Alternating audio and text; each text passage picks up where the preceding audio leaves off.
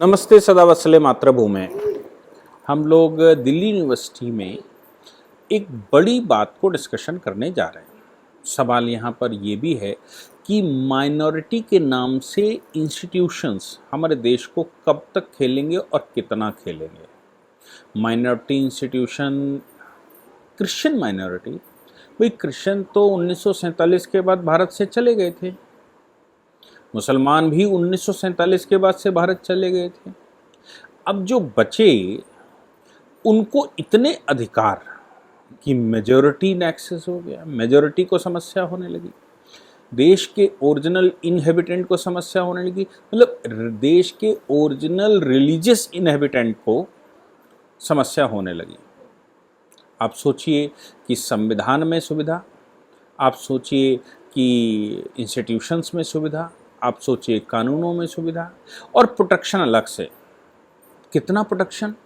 Protection तो इस level का कि सांप्रदायिक हिंसा कानून भारत में लाया गया 2011 में।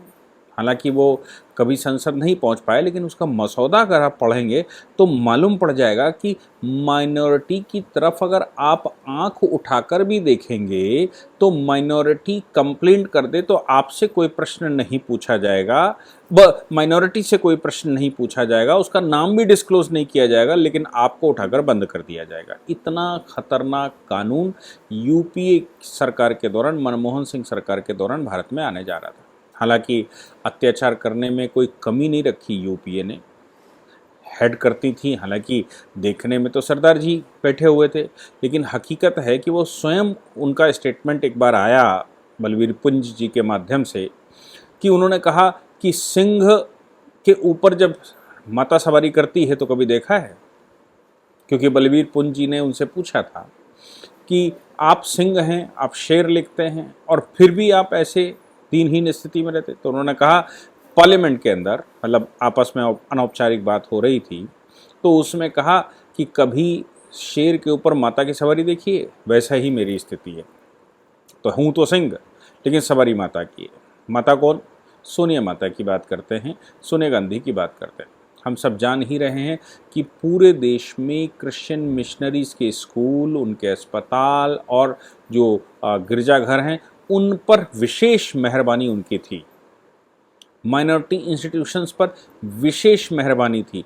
जो माइनॉरिटी इंस्टीट्यूशन नहीं थे उनकी भी घोषणा माइनॉरिटी इंस्टीट्यूशन के रूप में की गई। उस समय विवाद आज भी पड़े हुए हैं। टीचर्स, प्रोफेसर, जो प्रिंसिपल होने वाले थे, एचओडी होने वाले थे, उन सब के बेचारों के कैरियर को दांव में लगा दिया गया था सोनिया गांधी के द्वारा। इतना भयंकर स्थिति थी। लेकिन माइनॉरिटी के नाम से कभी मदरसे, कभी क्रिश्चियन स्कूल, तो कभी कुछ और बहुत खेला जाता रहा। आर्टिकल 29 और 30। अब क्या हुआ कि CUET, दिल्ली यूनिवर्सिटी ने कॉमन यूनिवर्सिटी एंट्रेंस टेस्ट करवाया, 2022 उसका नाम दिया।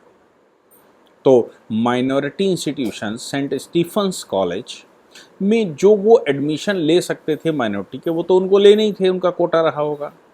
लेकिन बाकी के एडमिशन दिल्ली यूनिवर्सिटी के सभी स्कूलों के, सभी कॉलेजेस जो हैं, उनके CUET के तहत, कॉमन यूनिवर्सिटी एंट्रेंस टेस्ट के तहत हुआ है। उसके बाद अलॉटमेंट, काउंसलिंग और जो ऐसा चलता है वैसा किया है। तो CUET से एग्ज़ाम क्वालिफाई करने के बाद व्यक्ति को जब कॉलेज अलॉट हो जाता है, वो सेंट स्टीफन्स कॉलेज में जाता है, तो सेंट स्टीफन्स कॉलेज उस पर अलग से नियम बनाता है, अपने रूल्स बनाता है। और सेंट स्टीफन्स कॉलेज ये कहता है कि हम 85% वेटेज CUET एग्ज़ाम को देंगे और 15% हम इंटरव्यू लेंगे।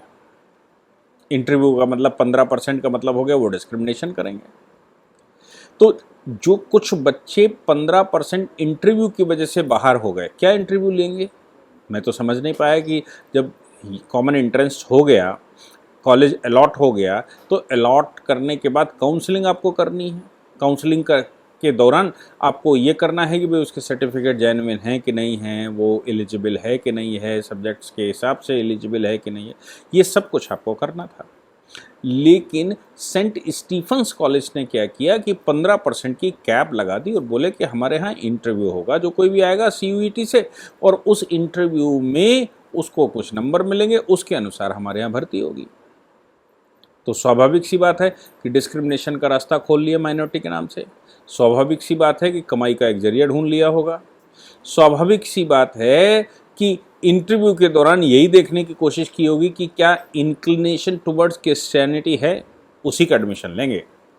यानी कि सेलेक्टिवनेस हमारे देश में चली रही है कि भाई जो तथाकथित दलित है, जो तथाकथित पिछड़ा है, जो तथाकथित शेड्यूल ट्राइब है, उनको ले लो और उनसे कॉलेज को भर लो और फिर वो समझाओ 1000 वर्ष से ये चल रहा, वो चल रहा, ऐसा चल रहा, वैसा चल रहा। और धीरे धीरे दलित साहित्य के नाम से, धीरे धीरे एट्रोसिटीज़ के नाम से, डिस्क्रिमिनेशन के नाम से और लोगों को भड़काइए, भड़का कर उनको ईसाई बना लीजिए, और ईसाई बनाकर फिर तो आपका काम हो ही गया।